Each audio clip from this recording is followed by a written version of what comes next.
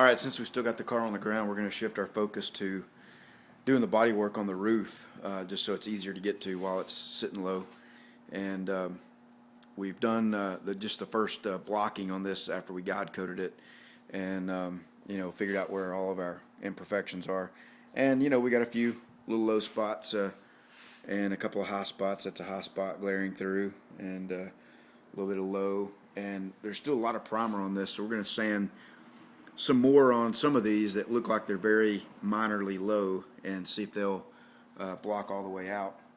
And just wanted to show you guys we're using we've used a few different kinds of spot putty. We've got the U-Pole Dolphin Glaze, and we've got a couple of different products from USC.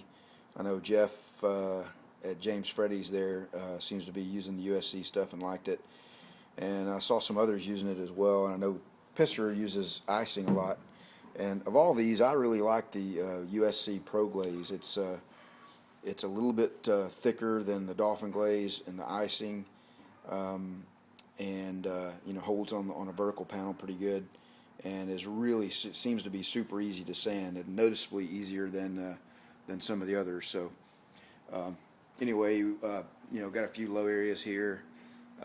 We'll see if that they'll block out, like this area, maybe like right in here. Got 12-inch Durablock with some Merca Gold 120 on it, and we'll see if we can block some of those out.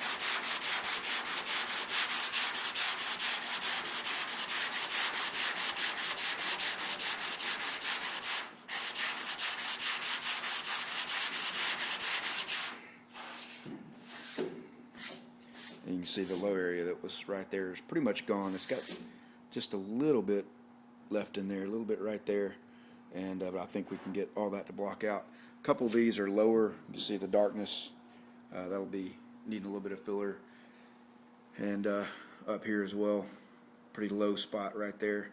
And guys, this roof was an absolute mess. And like we did a couple of nights ago showing the engine bay, even though we don't have this fully finished, I thought just bring some of you up to speed and kind of show you what we went through on the roof. So we'll go ahead and show you that, and then we'll come back and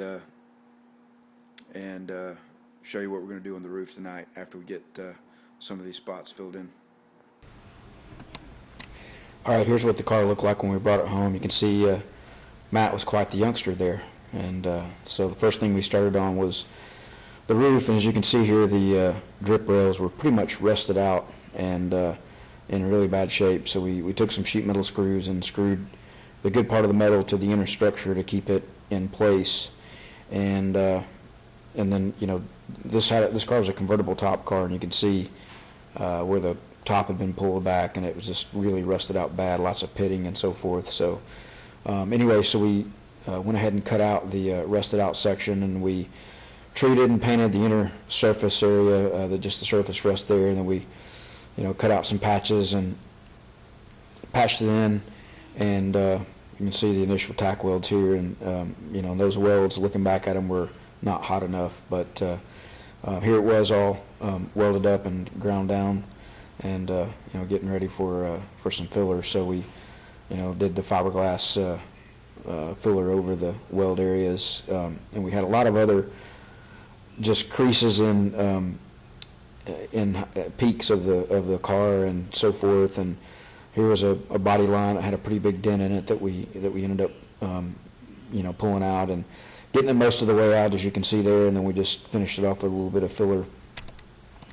So and a repeat picture there, and then we put the car in epoxy primer. Again, this is the first thing that we did on the car, and kind of leading us up to where we are now. Alright, well, as you saw from those pictures, we've come a long way, and we've continued to work out here and make a little progress.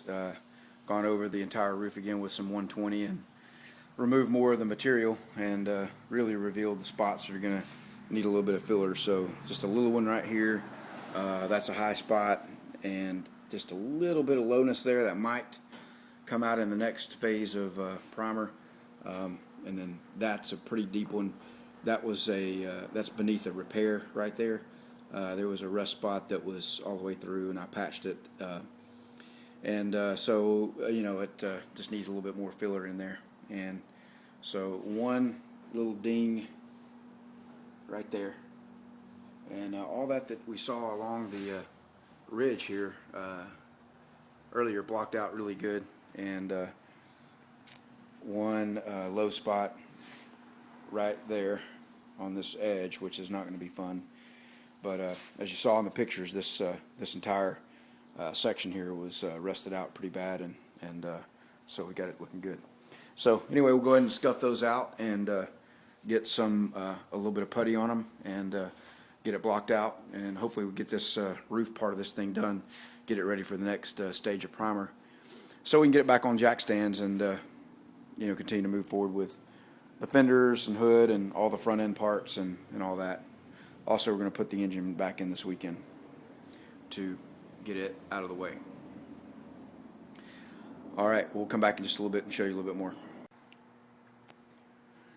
All right, well, we came and scuffed out all of our low spots, put a little piece of tape everywhere we scuffed just so we could remember where it was. And right here, there was a series of low areas all together, and they were around where I made the patch, and it was, again, welded too hot and warped it a little bit, and so it was a little bit wavy right there. So just instead of doing those individual low spots, I just skimmed that over that whole area just to get it in one big swash. So, but overall, this roof isn't too bad actually compared to some of the other areas. It's the original sheet metal, and as you saw there, it was in pretty rough shape. So we'll block these down, and this will be ready for one more coat of the ultra high build primer, and then after that, block that out with 180 dry again, and then it'll be ready for the last stage of primer for some wet sanding prior to paint. So anyway, what do you guys think about the 120 grit paper for sanding primer?